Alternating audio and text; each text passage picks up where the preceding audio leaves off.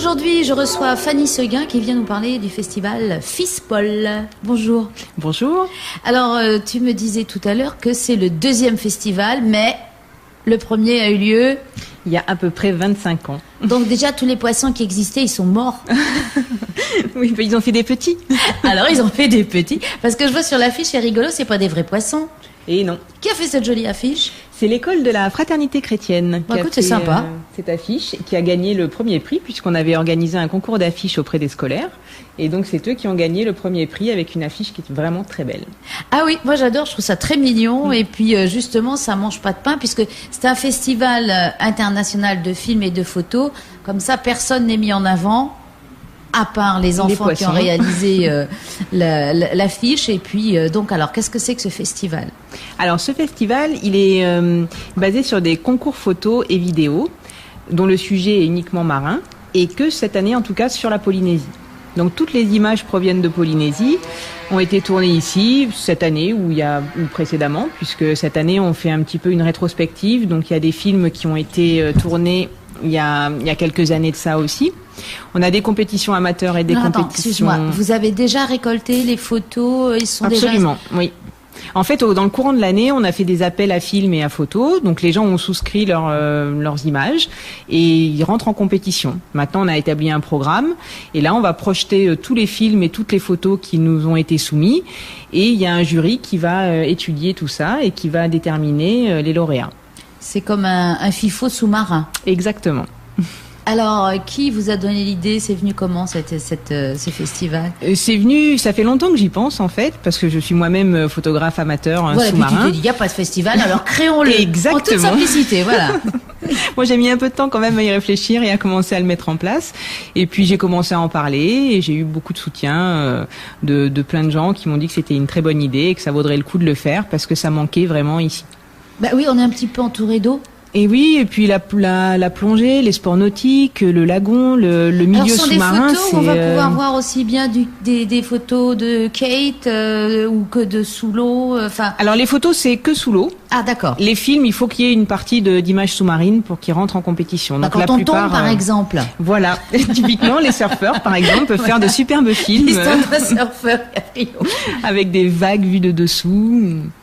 Et il y a beaucoup de matières là. Vous avez reçu beaucoup. Oui, de cette année photos, on a pas mal de films. On a 14 films professionnels en compétition qui ont une durée de 6 à 52 minutes. Il y a un peu de tout.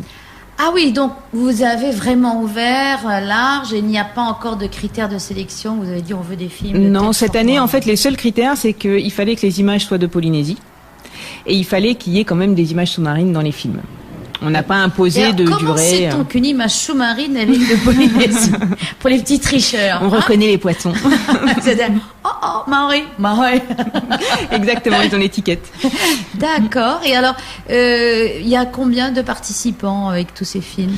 Là, il y a à peu près, alors en nombre de participants, il y en a peut-être une quarantaine entre les photos et les films. Oui, au moins une quarantaine. Et qui va faire partie du jury? Alors le jury, nous avons fait venir de France des gens, de métropole, des gens qui sont spécialisés là-dedans, notamment alors le président du jury qui est Christian Pétron, qui est un réalisateur et un caméraman sous-marin très connu, en tout cas dans le milieu. Notamment, il a filmé Le Grand Bleu. Il a été caméraman, pour Le Grand Bleu et pour pas mal de choses, d'autres films. Et il est très attaché à la Polynésie puisqu'il a son entreprise ici qui s'appelle Cinémarine et qui fait de la production de films depuis une bonne trentaine d'années, je crois. D'accord. Donc, il a peut-être connu le premier festival. Oui, tout à fait. Donc ça, c'est le président du jury. Lui, c'est le président du jury, donc on l'a invité, on l'a fait venir. On a également Rémi Hatuit, qui est le directeur du Festival mondial de l'image sous-marine, qui nous parraine, qui vient en tant que membre du jury. Donc lui, il est très habitué à voir des films vraiment de partout dans le monde, de très haut niveau. Un œil d'expert. Voilà. On a également un membre de la communauté scientifique, donc Marc Taquet, qui est le directeur de l'Ifremer ici. Donc, qui va apporter son côté biologique et qui est quelqu'un qui connaît bien l'image aussi puisqu'il fait lui-même des ouvrages. Il y a Cécile Gaspard de l'association Temana o Temoana qui apporte son côté et scientifique et elle est également membre du jury au Festival mondial, donc elle sait bien de quoi elle parle. Oui, voilà, ils connaissent les critères de sélection. Ils savent comment ça se passe, un jury sérieux. Et puis on a Yann Hubert, qui est un caméraman de Rangiroa, qui a fait également partie des caméramans d'Ushuaïa et de nombre d'émissions reconnues. Voilà, on va également avoir normalement, mais je crois qu'il y a un petit souci, Tim McKenna, qui était prévu aussi sur le jury. Alors lui, voilà, pour le surf et l'image. Et enfin, un représentant de TNTV qui est Matéata, la directrice d'antenne.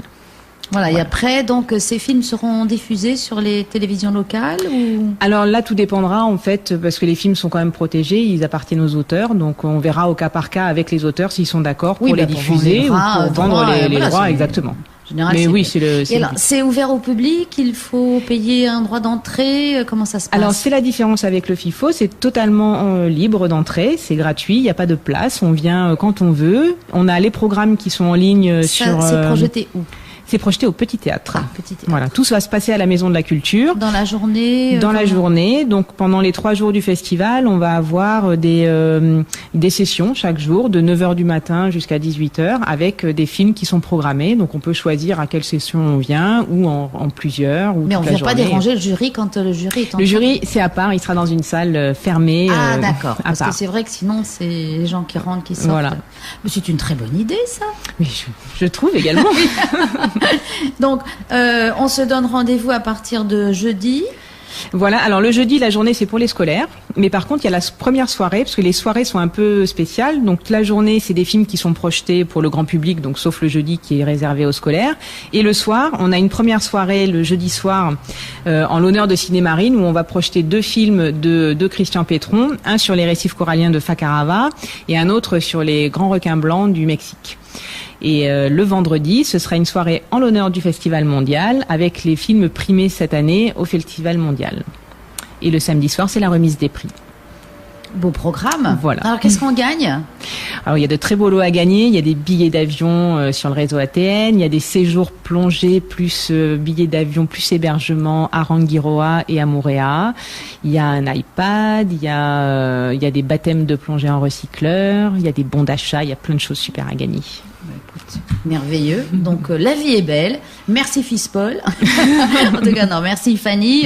Donc on se retrouve dès jeudi à la Maison de la Culture pour 3-4 jours dans le Grand Bleu. Exactement. Merci.